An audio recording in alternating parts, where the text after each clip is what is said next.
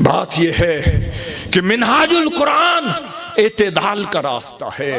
آپ نے کبھی علماء بیٹھے ہیں سامنے موجود ہیں، کبھی حضور شیخ الاسلام سے کوئی فرقہ واریت کی بات سنی ہو، کسی ایک مسلک کی بات سنی ہو، کسی مذہبی انتشار کی بات سنی ہو، کسی انتشار اور دہشت گردی کی بات سنی ہو، تنہا ہو جانے کی بات سنی ہو، معاشرے سے جدا کر دینے کی بات کی ہو؟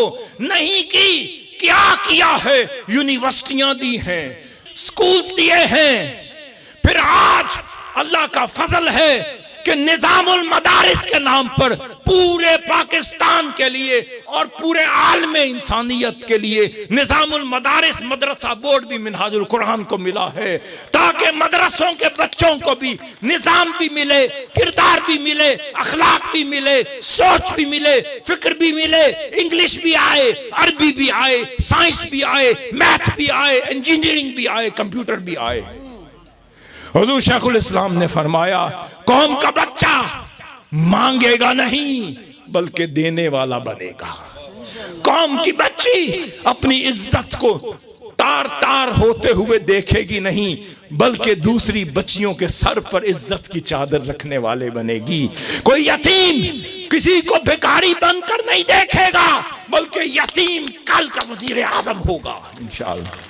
شیخ الاسلام نے کردار دیا ہے، ادارے دیے ہیں، مراکز دیے ہیں، ویلفیئر کے سینٹرز دیے ہیں، دستور مدینہ کی یہ بات کرتے ہیں، منہاج القرآن کی شکل میں حضور کے دستور مدینہ کو امپلیمنٹ کر دیا ہے۔ کوئی عدل کی بات کرتا ہے، شیخ الاسلام نے عدل کا پیمانہ بن کے دکھایا ہے۔ میں صرف ایک بات کر رہا ہوں، یہ مظفر گڑھ کی بات ہے۔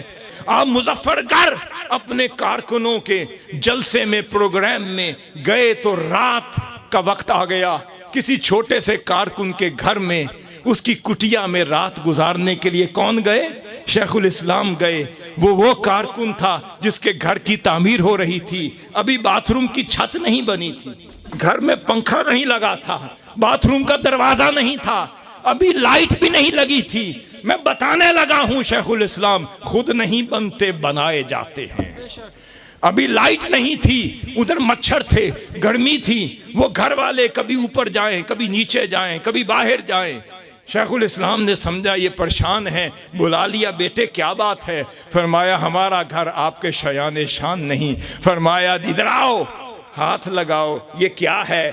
وہ ڈرے، اس نے کہا نہیں بیٹے ہاتھ لگاؤ۔ فرمایا یہ گوشت ہے، اس کے اندر خون ہے، اس کے اندر ہڈیاں ہیں، جو تیرے اندر ہے وہی میرے اندر ہے۔ بھئی تو یہاں رہتا ہے، میں نے بھی زندگی اسی طرح گزاری ہے، میں نے بھی زندگی اسی طرح گزاری ہے، انہی سڑکوں پہ گزاری ہے، سائیکلوں پہ گزاری ہے۔ حضور قبلہ دادا جان نے یہاں کے آپ کے ڈسٹرکٹ ہاسپٹل میں آپ کا معالجہ کیا ہے۔ غلام عباس لالی جو آپ کے زمیندار تھے، ان کے بھائی کو لوگوں نے لا علاج قرار دے دیا، سرطان کا مرض تھا، انڈیا سے بھی لا علاج ہو کر آ گئے، وہ پریشان پھر رہے تھے۔ حضور قبلہ دادا جان نے کہا لالی کیا بات ہے؟ ہمارا لا علاج ہو گیا، وہ لے کر آؤ۔ وہ لے کر آئے، 2 دن علاج کیا، تیسرے دن بعد پھر وہ مرض کبھی واپس نہیں آئی۔ وہ جسمانی معالج تھے، شیخ الاسلام روحانی معالج ہیں۔ علاج وہ بھی کر رہے تھے، علاج یہ بھی کر رہے ہیں، اور دونوں علاج منتقل ہو کر منہاج القرآن میں آ گئے۔ اب منہاج القرآن ویلفیئر کے ہاسپٹل بھی بنائے گا، رفائی ادارے بھی بنا رہا ہے، آغوش بھی، یتیم خانے بھی، آرگوش بھی، یہ ادارے بھی، سکول بھی، مدارس بھی، جامعات بھی، تاکہ حکومت کا کام حکومت کرے مگر شیخ الاسلام کا کام کوئی اور نہیں کر سکتا۔ چمن میں کبھی کبھی ایسا پھول کھلتا ہے کہ چمن بھی اسے ترستا رہ جاتا ہے۔